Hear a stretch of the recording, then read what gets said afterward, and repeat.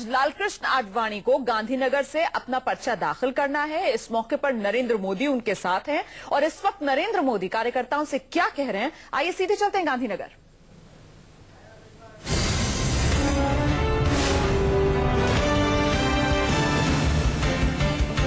इस बीच बड़ी खबर आपको बता दें, नरेंद्र मोदी का भाषण हम आपको सुनाएंगे, लेकिन नरेंद्र मोदी के बोलने से पहले मंच पर लालकृष्ण आडवाणी भी मौजूद थे और उन्होंने नरेंद्र मोदी की तारीफ में कसीदे पढ़े।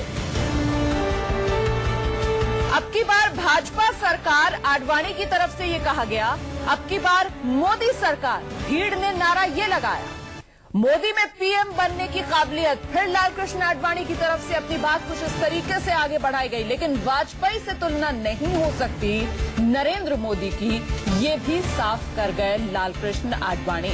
और इस वक्त नरेंद्र मोदी क्या कह रहे हैं, आइए आपको सुनाते हैं। कश्मीर से कन्याकुमारी से पूरे हिंदुस्तान में एक भी प्रदेश ऐसा नहीं होगा जहां पर कांग्रेस डबल डिजिट पार कर पाए। एक भी राज्य में कांग्रेस को 10 के आंक तक पहुंचने की संभावना नहीं है। आपातकाल के बाद भी कांग्रेस का जो घोर पराजय हुआ था, इससे भी भयंकर पराजय इस चुनाव में होने वाला है। ये जनता जनार्दन का मिजाज कहता है। जैसे आडवाणी ने कहा, बहुत कम चुनाव होते हैं कि जिसमें शायद बहुत कम क्या, शायद पहला चुनाव है कि जिसमें चुनाव घोषित होने से पहले नतीजा घोषित हो चुका है।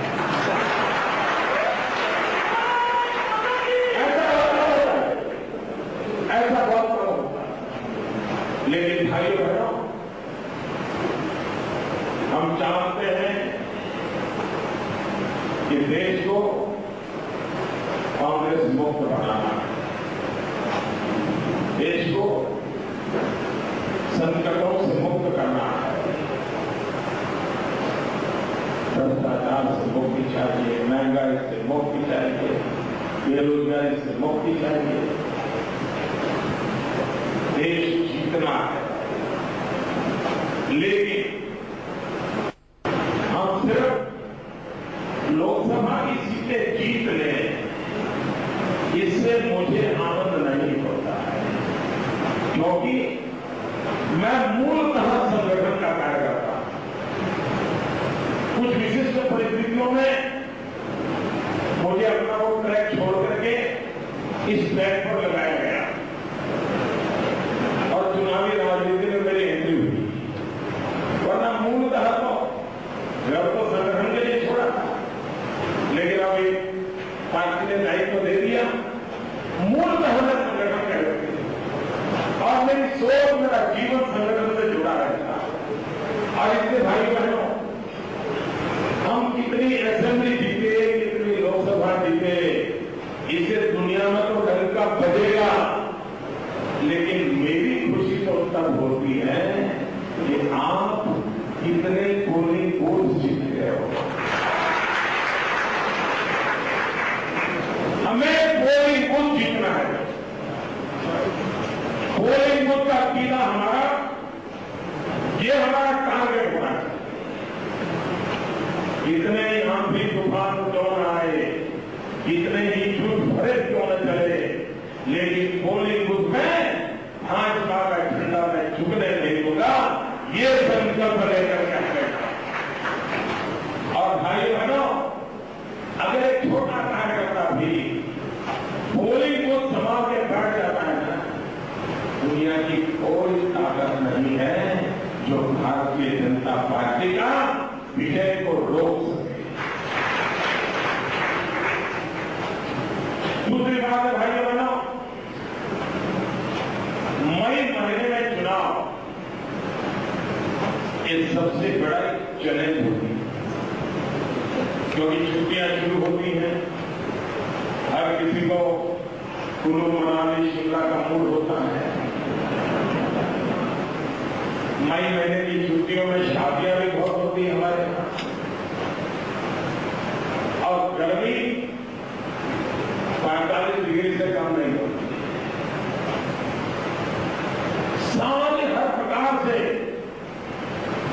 की स्थिति विपरीत होती और उस समय अधिक मतदान कराना ये भाजपा के लिए नहीं, लोकतंत्र की पूजा करने का एक अवसर होता है। अधिकतम मतदान कराना ये लोकतंत्र की पूजा का अवसर होता है। और इसलिए भाइयों बहनों, पूरे समाज में अधिकतम मतदान, और इन दिनों अच्छी बात है मीडिया के मित्र भी अधिक वोटिंग के लिए अपनी तरफ से कैंपेन करते हैं। बहुत बड़ी मात्रा में एनजीओ भी अधिक मतदान के लिए कैंपेन करते हैं और कुछ समय से इलेक्शन कमीशन स्वयं भी अधिक मतदान पर बल देता है। ये अच्छा संकेत है जब तक, और एक जमाना ऐसा था कि अधिक मतदान हो तो उसे सबके नजर से देखा जाता। पहले ऐसे इलेक्शन कमीशनों के काम रहे कि कहीं ज्यादा मतदान हो गया तो उसको सबके नजर से देखा जाता था। इन दिनों इलेक्शन कमीशन का रवैया है अधिकतम मतदान। मैं मानता हूं कि स्वस्थ लोकतंत्र के लिए इलेक्शन कमीशन की भी भूमिका अच्छी है, सामाजिक संस्थाओं की भी भूमिका अच्छी है, सिविल सोसाइटी की भी भूमिका अच्छी है, मीडिया की भी भूमिका अच्छी है। हमने भी इसमें उपयोगी होना चाहिए, पूरक होना चाहिए। अधिकतम मतदान, अधिकतम पोलिंग बूथ पर विजय और भारी बहुमत से आडवाणी जी को विजयी बनाना है। गुजरात और यूनियन टेरिटरी की सभी सीटों को जीतना है, लोकसभा भी जीतना है, असेंबली के उपचुनाव भी जीतना है। भाई बहनों के विश्वास देश भर का मैं माहौल देख रहा हूं। मैं कल उड़ीसा में था और आज मैं आडवाणी के नामांकन के बाद मध्य प्रदेश की तरफ जा रहा हूं। मैं ये इसलिए कहने का मन नहीं करता है, कल मैं वैसे नॉर्मली उड़ीसा में बीजेपी माइनर पार्टी के रूप में रही, सालों से हम लोग को ज्यादा नहीं करता।